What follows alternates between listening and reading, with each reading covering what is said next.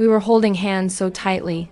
They always told me, hold our hands and never let go. But then, a sudden surge of people rushed between us and my fingers slipped. I saw my parents frantically trying to reach back for me. But the crowd turned into water, washing them away into the dark. And then, I screamed. It's a nightmare I have over and over. I was too young to understand what happened to my parents. All I knew was that one day, my nanay and tatay just failed to come home.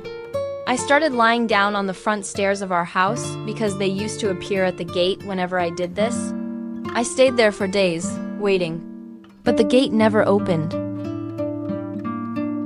Around me, the world kept moving. I heard the neighbors whispering about a big boat sinking out at sea. And the neighborhood kids, Boyet and his friends, laughed and told me my nanay and tatay were nothing but food for the fish now. I didn't know how to make the cruel noise stop. One day I had enough. I decided I was going to look for them. I convinced myself that they were just delayed in the crowded streets, trapped among the mountains of clothes and bright trinkets. I figured if I could just find that place again, I would hold on so tightly that the water could never wash them away this time. I packed my little survival kit, just a small lump pin tied into a bundle, holding a pouch of powdered milk and a few Marie biscuits for my journey. It was a child's cloth, but it held a terrifyingly adult choice. As I reached for the door, Lola stopped me. She looked at my tiny bundle and softly asked where I was going. I looked up, full of a child's strong resolve, and said, I'm going to the place where nanay and tatay buy the goods. To Divisoria.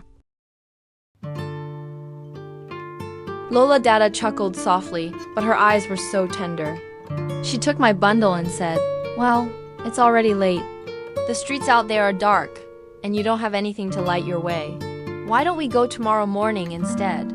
I thought about it and it made sense. So I tucked my bundle safely under my pillow and prepared to sleep. But my mind was moving too fast, too busy with the gravity of the journey waiting for me at dawn. I kept turning and shifting in the dark, unable to quiet the noise. Suddenly, a soft voice broke the silence. Can't you sleep, Apo? Lola asked. I rolled over to face her, clutched my blanket, and whispered, Lola, how do I get to Divisoria? Lola Dada smiled into the dark, her voice falling into the slow, steady rhythm of a midnight lullaby. Divisoria isn't just a place where people buy clothes and toys, Apo, she whispered. Deep within its winding streets, where the alleys twist and turn like old vines, lies a secret market. A place hidden from regular eyes. You could walk past it 1,000 times and see nothing but blank stone walls. But if you are holding the hand of an elder who remembers, the rows of wooden crates will gently part, and the floating lanterns will light your way inside. This secret market was built a long time ago by a beautiful Diwata, and at the very heart of the market sits a shop known as Kubilihan. It doesn't sell anything. It was created by the Diwata as a storage room for everything the world thought was lost. Lola said that long ago, during the fiercest storm the enchanted land had ever seen, the Diwata's favorite horse ran to the highest cliff. It wanted to watch over the dark sea and guide the lost travelers safely back to the shore. But the winds were too violent. The rocks became slick with rain, and its hooves slipped into the roaring waves below. The Diwata loved her companion so deeply that she wept until the sea turned completely calm. And as her tears touched its mane, the horse transformed into a cloud of beautiful, glowing butterflies. That was the day she built Kubilihan, so that every departed soul whose wings grew tired of the heavy rain would always have a warm, safe sanctuary to stay.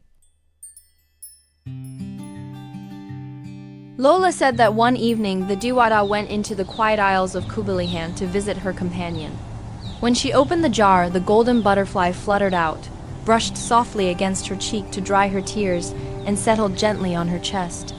In a sudden flash of warm light, the butterfly vanished, leaving a small, permanent heart-like mark right over the Diwata's heart. It was the moment the Diwata realized that a sanctuary doesn't need walls, wooden crates, or glass jars. The safest place to keep the ones we love is inside ourselves.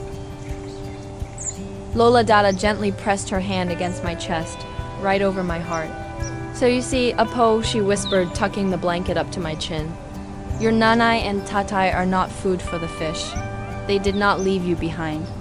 When the big boat sank, the Diwata's magic caught them. Their wings just grew tired of the heavy rain, so they flew straight into the safest room in your heart. They left their mark on you, and they are just resting until the storm in your mind clears up. That night, for the first time in days, I didn't lie down on the cold wooden stairs. I didn't wait for the gate to open. I clutched my blanket, listened to the steady rhythm of Lola's hand patting my head, and finally let go. I realized I didn't need to stow away to find them anymore, because every time my heart beats, I know exactly where they are.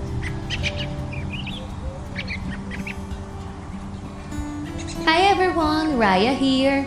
I wanted to step out of the attic for a moment to share a bit of why I wrote Ang Kublihan sa Divisoria.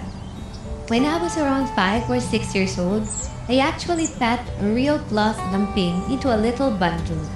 I put a feeding bottle, some biscuits, a sando and shorts inside, fully determined to stow away, to find what I felt I had lost. Of course, I never made it past our front gate. But looking back at the late 80s and 90s, so many of us grew up under similar skies. In the absence of parents, whether they were working in foreign lands or separated from us by cruel circumstances, our extended family stepped up. Grandparents, our aunts and uncles became our anchors. While the tragedy of the MB Doña Paz in this story is real, the characters are fictional. Yet, I know this story might accidentally be the exact biography of someone listening right now. As kids, when the world gets too loud or too heavy, our minds build these magical places like Kublihan, just to survive. Because the truth about grief is that we never permanently heal from it. We just get used to carrying it. And the best way to honor the ones we lost isn't by rushing to fix our broken bonds. It's simply by trying to live one day at a time. If you're listening to this late at night because the storm in your mind won't let you sleep, I hope you find your own safe sanctuary tonight. You don't have to carry the heavy bundle anymore. Sleep well and sweet dreams.